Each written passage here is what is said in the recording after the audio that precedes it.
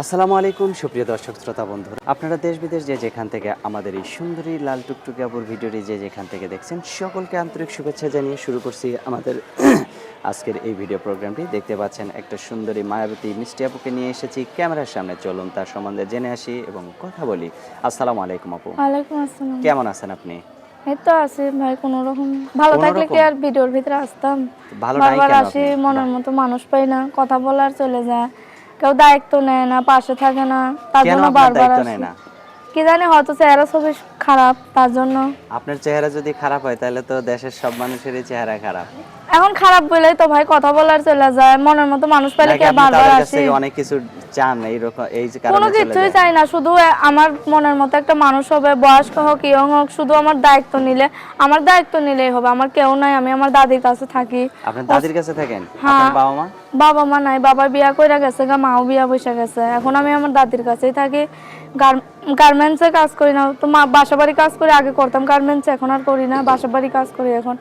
মানে দাদিরা অসুস্থ, তার জন্য বারবার প্রতিবেদনে আসি, মনের মতো মানুষ পাই না, কথা বলার খালি চলে যায়। আপনার কি রকম হইলে মনের মতো হবে? একরকম হইলেই হয়, শুধু খালি আমার পাশে থাকবে। যদি বয়স্ক হয়? সমস্যা নাই, আমি চাই বয়স্ক মানুষ, ইয়ং মানুষ আমি চাই না। কেন আপনি বয়স্ক মানুষ চান কেন?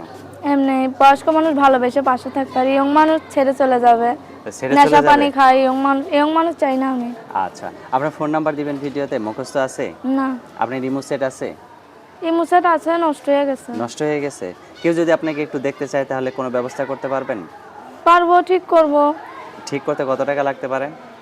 লাগবে কত, 1500 টাকার মতো। 1500 টাকার মতো? আচ্ছা, এটা ঠিক করে যদি তার সাথে কথা না বলেন?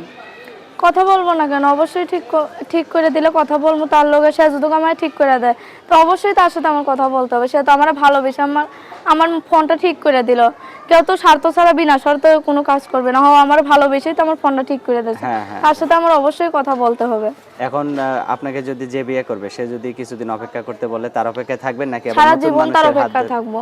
নাকি আবার নতুন মানুষের হাত ধরে চলে যাবেন? না, সারা জীবন তার অপেক্ষা থাকবো। আচ্ছা, তো আপনার ফোন নাম্বার আমার হাতে যেটা দিচ্ছেন এটা সঠিক নাম্বার? হুম। তো ঠিক আছে, আমার হাতে যে নাম্বারটা দিচ্ছেন আমি বলে দিই আপনাদের উদ্দেশ্যে দর্শক। 0133805233 নাম্বারটা আরও একবার বলে দিই। 0133805233 এই নাম্বারটিতে ফোন দিলে এই সুন্দরী মিষ্টি আপুটির সাথে আপনারা কথা বলতে পারবেন। আর যদি কারো ভালো লাগে তাহলে অবশ্যই বিয়ে করে নিয়ে সংসার করবেন। আর কিছু বলবেন আপু? না, আর কিচ্ছু বলবেন না? আর আচ্ছা, কিছু ঠান্ডা বলার লাগছে নাকি? আচ্ছা ঠিক আছে, জামাইয়ের বাড়িতে গেলে জামাই ওষুধ কিনে দিলে ঠান্ডা চলে যাবে, ঠিক না। আছে? আচ্ছা, ভালো থাকবেন আপনি, হ্যাঁ? প্রিয় দর্শক, আপনারা ভালো থাকবেন। আজ এ পর্যন্তই, আল্লাহ হাফেজ।